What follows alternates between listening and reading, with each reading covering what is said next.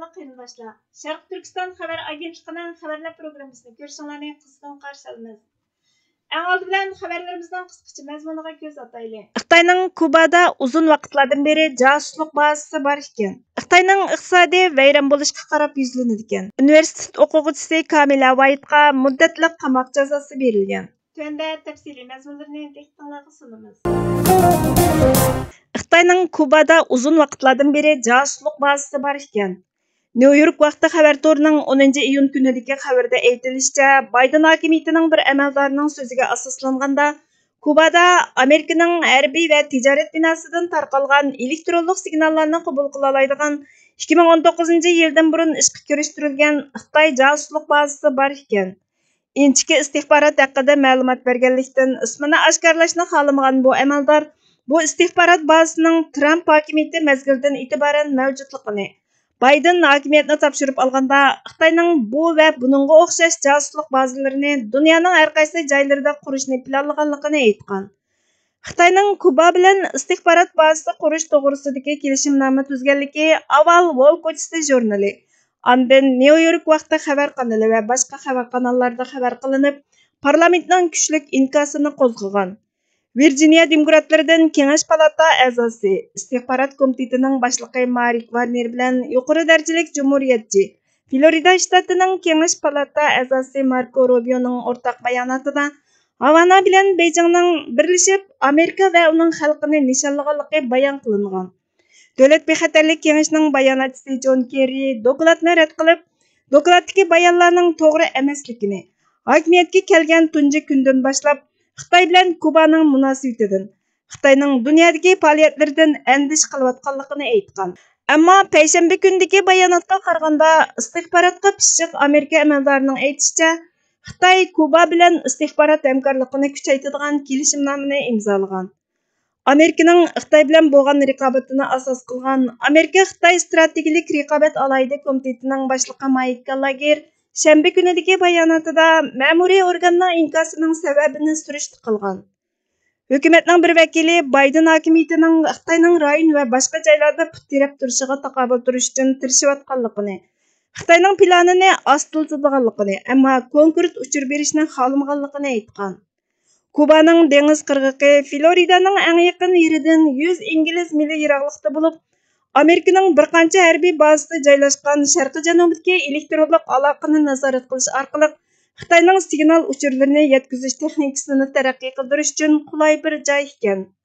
Xitoy Tashqi ishlar ministrligining bayonotchisi Wang Wenbin juma kuni bu xabarlarga inkos qaytirib, Amerika dunyo chempionligini qozongan hakkerlari bo'lgan nazorat qilishda darajadan tashqari cho'ng davlat degan.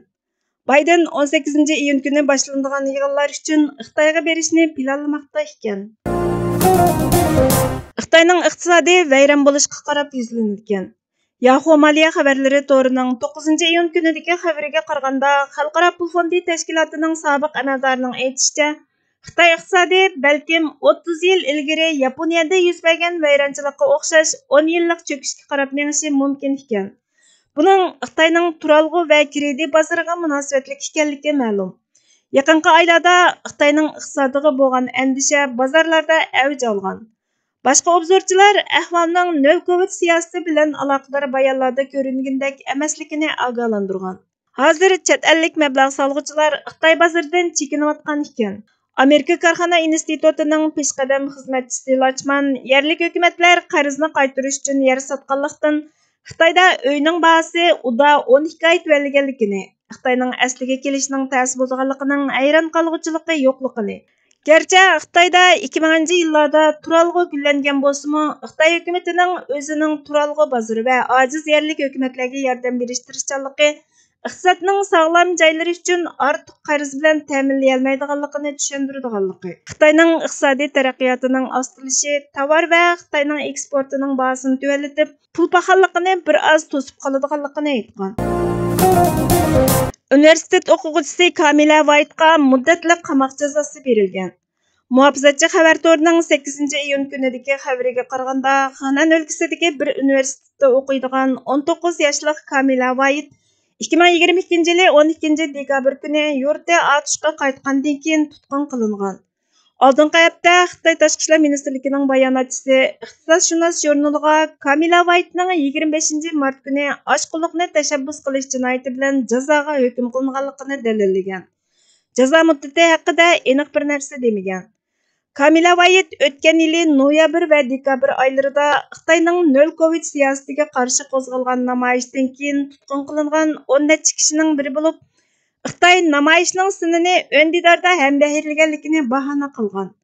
4-oyda Beijingdagi namoyishga qatnashgan 4 ayolni Xitoy qasddan jidal majra terish va ovorchilik tug'dirish jinoyati bilan ayblagandan keyin kepil orqali qo'yib bergan. Ammo namoyishga qatnashmagan Kamilaga muddatli qamoq jazosi bergan. Kamila Whitening akasi Kevsar White Amerikada yashaydigan injener bo'lib, Erkin Asiya radiosiga Kamila White o'ndidarda namoyishga aloqador sinni hambahirlaganligi uchun saqchilarning dadasiga telefon qilganligini aytgan. Akasining aytishicha, Kamila 2017-yildan 2019-yilgacha bo'lgan araliqda Urumchida yolg'iz yashagan va dadasi jazo lageriga qamalganligi uchun xomish bo'lib qolgan. Anglashlarga qaraganda bu yil Beijingga berib ko'z operatsiyasi qildirmoqchi ekan.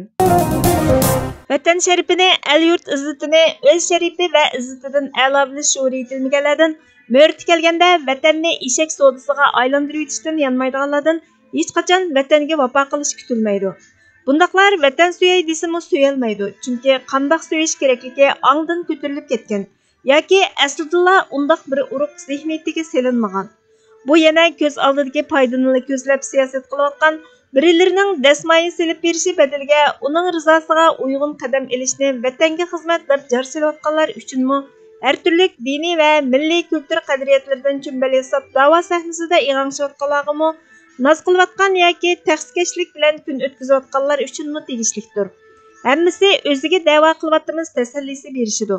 Erishayotganlarning qo'liga kelgan imkoniyatlarining aslida vatanning izzatining dafsanda bo'lishidan, uning ahlining yashayotgan eg'izga olg'usiz xo'rliqlarining tilga ilinishi, uni bir tovar misoli siyosat dasturxonlariga to'kishi badaliga erishayotganligini anqirib o'ltirishmaydi.